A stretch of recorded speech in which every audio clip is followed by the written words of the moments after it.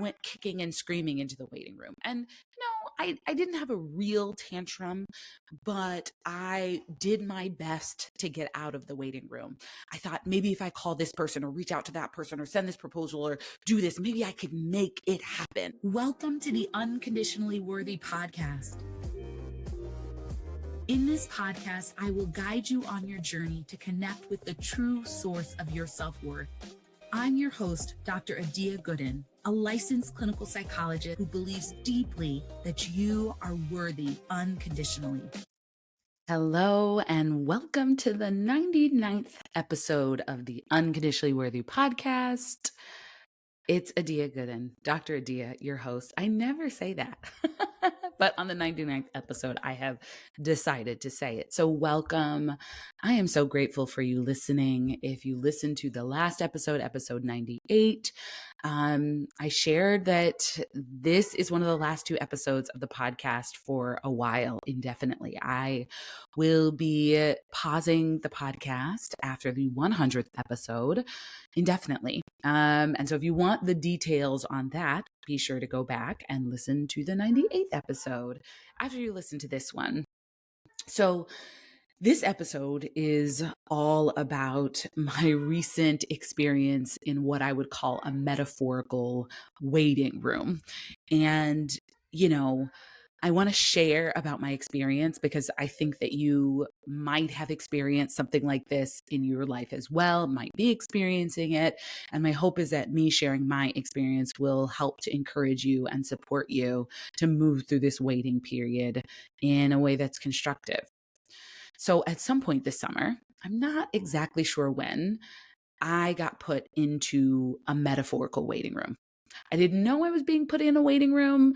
I just sort of started to realize that I was being asked to wait in some way or shape or form, not explicitly, but implicitly being asked to wait on things and a lot of things, right? So this looked like having really great conversations about potential speaking opportunities or workshops where people were really enthusiastic and they loved my ideas, and then sending off the proposal and then hearing nothing back, and then sending a follow-up email and either hearing silence or hearing, we haven't made a decision yet.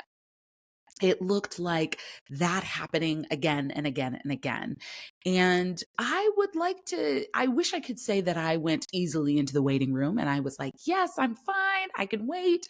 But that is not what I did. I think I would say that I acted a little bit like my toddler when I am trying to get her to do something that she doesn't want to do, like wait for a cookie, wait until after dinner to have a cookie.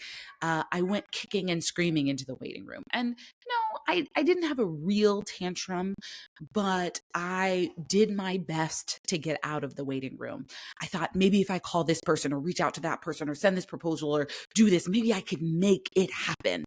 I really got into this mode of pushing and making it happen and making those calls and that cold outreach and doing all of these things. And while I think that works for some people, it is really out of alignment for me.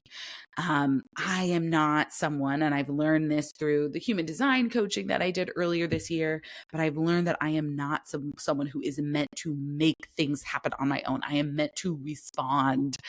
But the struggle I was having is that there was nothing to respond to. And I felt scared. I felt really scared. As I talked about in the last episode, right? Money wasn't flowing in. And so I got worried and I got scared and I started trying to do everything I could to make it happen. So cold outreach that felt really not great for me. Maybe I'll create this workshop. Maybe I'll do this. Maybe I'll do that, right? All of these things. And it didn't feel good, right? At first, I really felt like this waiting room period was like a punishment. Like maybe I am just doing something wrong. Maybe that's why I'm having these conversations, sending in these proposals, and no one's responding, right? Like it must be that I missed something along the way. It felt like a timeout, right? Like I was being put into timeout. It felt like I was stuck, like nothing was happening. And like I couldn't, despite my best efforts, I couldn't do anything to make it happen. And The problem with how I approached this waiting period at first is that I ended up overextending myself. I wasn't really overworking because I have pretty clear boundaries around work that I stick to, and certainly having Amani helps with that. But I was sort of over indexing on focusing on things that do not light me up, do not help me share my gifts. Um, that, I was focusing on things that weren't aligned with my values, right? And so I was in this stuck place. I felt like it was a punishment. I felt like I needed to get out of it, but nothing I was trying to do was working.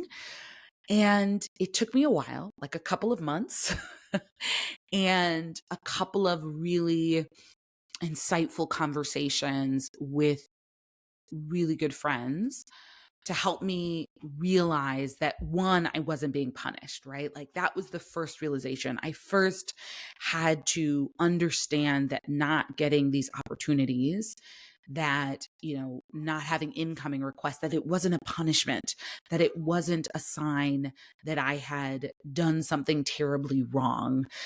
So I had to get out of the mindset that, yeah, that it was a punishment. That was because did something wrong. I also had to get out of the mindset that maybe I wasn't good at this anymore. Maybe people just didn't want to hire me for what I love to do, which is speak and help coach and help people shift their lives. And it helped me. I had to kind of talk through and work through that reality, that it's not like this waiting period was not an indictment on who I am or my gifts. And then I had a really helpful conversation with a friend over brunch. And it just clarified the fact that I was in a waiting room, because I'm calling this a waiting room, but I didn't really realize that's what it was at first, right? So at first I was just like, what's happening? Why isn't my business working? Why am I not getting inquiries? Why am I not getting opportunities, right? And so these series of conversations first helped me dismantle the fact that I wasn't being punished and that this wasn't because I had done something terribly wrong. And then this other conversation I had with a friend over brunch helped me realize that the waiting is a lesson. So, I was talking to my friend and I was telling her about how hard it has been. And I was like, yeah, there have been like 6 times when I've met with companies and they've seemed really excited about what I had to say. And then I sent a proposal and I heard nothing or was delayed, right?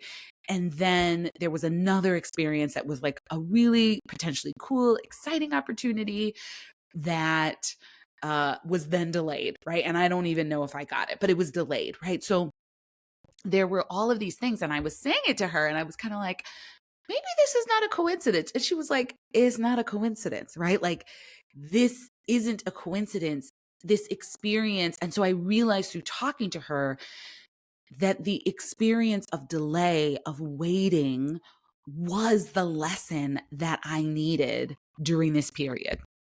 Right? That there was a reason that none of the projects or opportunities that I had pursued were coming to fruition. That there was a reason that I didn't have a clear sense of direction on what was next for my business at that time. There was a reason that I wasn't being given a green light on anything. Like everything felt like a red light or a yellow light. And all of this was happening, I realized, because my assignment was to be still, to wait, and to rest. Like, dang, I guess the universe knows exactly what I need. And this may have been one of my hardest assignments. So I've probably talked about this in other podcast episodes, but I don't like waiting. I am not good at waiting. And in fact, I would rather be late than be early and wait. Like I have this pattern of rushing and the unnecessary nervous system activation. And I've gotten better, partly because my husband is all about being on time and being punctual. So that has kind of forced me to get my life together. But I've also made an intentional shift this year to stop doing that to myself. And I've gotten much better. But the point is, I am comfortable with busyness and rushing and a full calendar. And while I have gotten better at slowness and stillness and quiet, open space is still a place where I don't feel completely comfortable. I think one of the ironies is that last year was such a whirlwind with having a baby, with having a lot of speaking engagements last fall and having travel and all of these things. One of the things that I wished for and desired was rest, was more space, was more stillness and slowness. But then when it came, I got scared and I got nervous and I didn't really allow myself to lean into it. And so in some ways, this waiting room period forced me to sit down and slow down and lean into the stillness, right? Because what do you do in a waiting room? You wait and you sit and you can't do all of the things. And so when I think about it now, it's no surprise that the lesson that I was assigned was to be in waiting and to have that be part of my preparation for my next level, right? Like there was something that I needed to experience around being still and not doing. And I talk on this podcast about being more than doing, but even me, who tends to be a doer, needs a reminder. And like, what does that look like to lean into my sense of worthiness, being worthy of rest, and worthiness when I am not doing, when I am not producing? What is it like to trust something bigger and beyond myself and my ability to do it and make it happen? So I think that is what the assignment of the waiting room has taught me. So my friend and I, we were talking about this over brunch, we had a good laugh and played with the metaphor of me being assigned to the waiting room and me, trying to figure out a way to do this assignment. I love being a student. I'm a good student. Give me an assignment. I will do it. Right. And so it's like, do I do it this way? Do I do it that way? Do I do it that way? Do I do it this way? Right. And I spent a lot of time there, right? Like trying to figure out how to do this assignment, right? So I could check it off, get an A and move on, right? Like give me the next assignment. I want to get through this one as quickly as possible. But the reality is that I needed to be in the assignment. I needed to relax into it. And it was so helpful to laugh at myself in this way. Reminder, laughter is so powerful and healing and really can help to shift stuck, stressful energy. But this allowed me to create a lightness around the experience. It had felt so heavy. It had felt so hard. And so when I could laugh at it and think, okay, my experience is to get comfortable waiting. And I have spent my whole life avoiding this lesson. I have spent my whole life avoiding the lesson that sometimes you have to wait, and that is not a problem. And now I am being forced to wait. And for me, that is an invitation. It is an invitation to hone my skills and my gifts. It's an invitation to get to a deeper level, spiritually, mentally, emotionally. It's an invitation to get to a deeper level of truly embracing my unconditional self-worth. There's so many invitations in the waiting room, and those are them. And I think the other piece about being in the waiting room is that it can provide clarity, right? Sometimes clarity comes from doing things, and we don't want to be avoiding, right? Like avoiding going for something because of anxiety. But sometimes, and often this is true for me, since I am a person who moves fast and acts fast and all of those things, talks fast. Sometimes the clarity is in the stillness and is in the waiting. And I think that part of what was happening is that I was trying to make something happen, but I wasn't clear on the direction that I was meant to go in. And thankfully, those things weren't working. Thankfully, I wasn't allowed to go down a path very far down, miles down a road that I was not meant to go down because I was told to wait, because I didn't get yeses, because there was no green light. Because if I had gotten a yes, I didn't have the clarity at that point to say this isn't right for me. And so I think sometimes we are assigned to a waiting room. We are given a denial or delay because that thing isn't right for us, or it isn't right for us right now. And there can be clarity in the waiting and the stillness. And so I'm sharing this with you because I think we all go through waiting periods at times, right? I think we all experience periods of delay and waiting. I certainly experienced that a lot when I was dating and searching for love. It can be experienced in our career, in various aspects of our lives. And so my hope is that in reflecting on and sharing my experience, my waiting room experience with you, that you can learn from it too, and that it can encourage you in the waiting. So here are some of the lessons that I am taking from the waiting room. The first is the power and the gift of being still and the gift of resting, right? That there's an opportunity to rest and be still that is so counter to our culture, which is so busy and constant and keep going, keep doing, keep moving. And the truth is that if we're going to do some big things in our lives, if we're going to have an impact, we have to rest. We have to nourish ourselves. We have to refuel. We will burn out. We will run out of energy and motivation and creativity if we are always going. And so this invitation to rest is so powerful, and to be still and to know that we are still worthy in our stillness, that we are worthy of rest, is an incredibly powerful lesson that I am taking from this waiting room period. Another lesson I'm taking is to be faithful in the small things, right? I think one of the things that I had challenges with this year was sort of getting caught up in the numbers and how big is it and how shiny is it and sort of all of these pieces of on the outside. And I got disconnected from my values and my purpose and what I am here to do in some ways, not completely, but a little bit.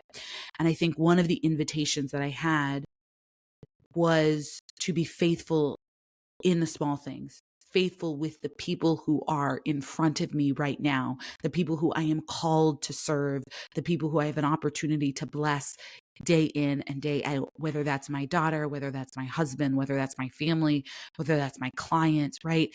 Being faithful in the small things, in the day to day. And not that any person is a small thing, but I think remembering that it's not about the big and the shiny and the splashy and the awards and the this and the that it can also be about how do I conduct myself? How do I move through the everyday? The other lesson that I am taking from the waiting room is to slow down and appreciate what is here now. Right? I think, again, when I'm looking towards the future, when we're looking towards the future, it can be so easy to overlook the gifts of the present.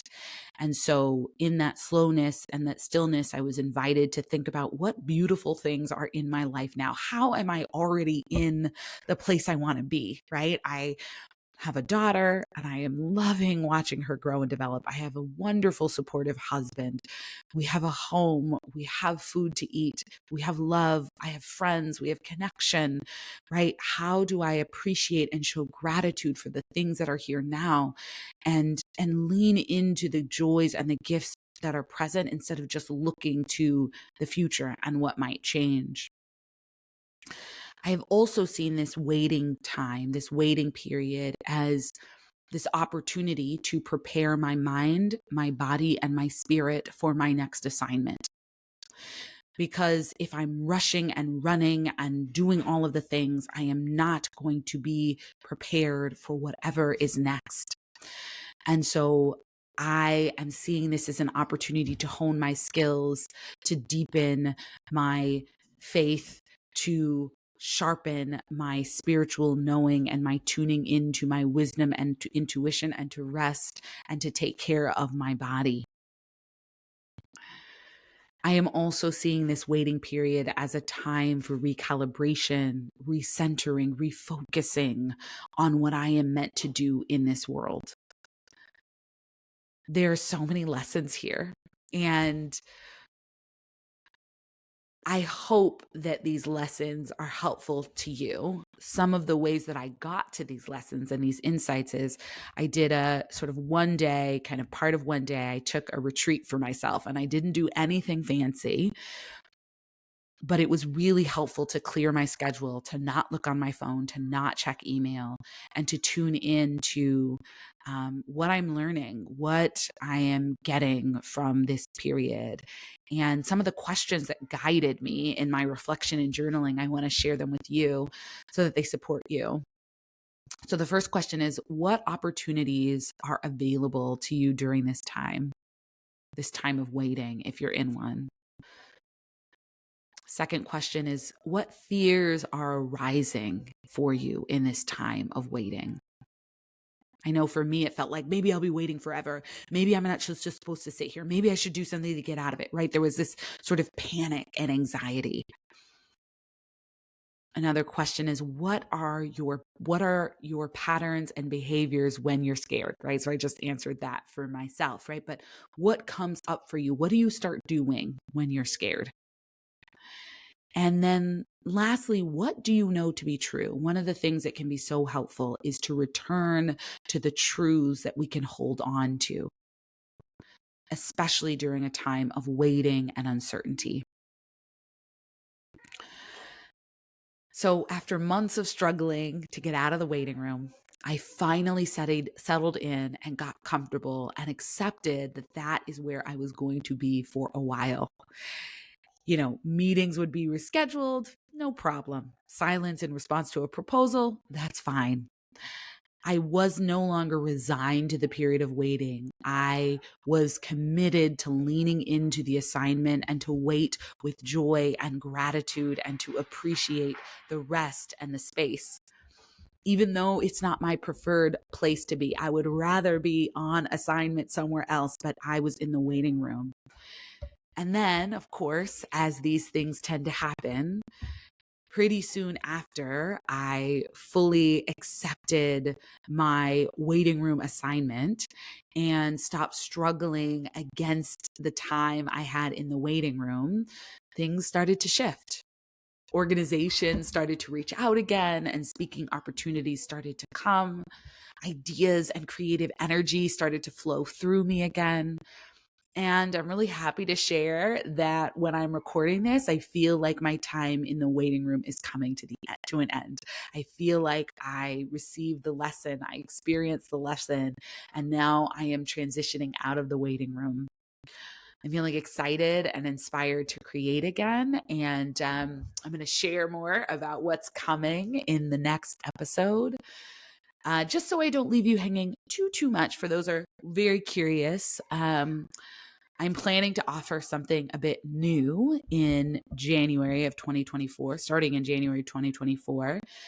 And so what I'll be offering is a coaching program. So it's at its core, it's based on my Unconditionally Worthy coaching program, but this one's a little different. So it's specifically for high achieving professional Black women who are in their 30s and 40s, who have accomplished a lot in life, but are still struggling with romantic relationships. So this might mean that you're settling for situationships and poor treatment. It might mean that you're experiencing anxiety with dating and relationships. Maybe you have an anxious attachment style. It might mean that you're self-sabotaging when you do find love. Or maybe you've even given up on the possibility of finding a loving partnership. So this program is going to be just for you. And I am really excited to offer it. So I'm going to share more about that in the 100th episode. So stay tuned. But if you are hearing just that little bit, I'm thinking, this sounds like me. Adia, say less. I'd love for you to email me. So send me an email at info@dradiagooden.com. So it'll be linked in the show notes, or DM me, or send me on IG, or send me a message on LinkedIn and just let me know, like, I think this program sounds like it's for me and I want to learn more. And then we'll, schedule a time for a conversation. I'll tell you more about it, see if it's a good fit. So I hope that these lessons from the waiting room have been supportive of you and helpful to you. And as always, I so appreciate you for listening, and be sure to tune into the 100th episode next week.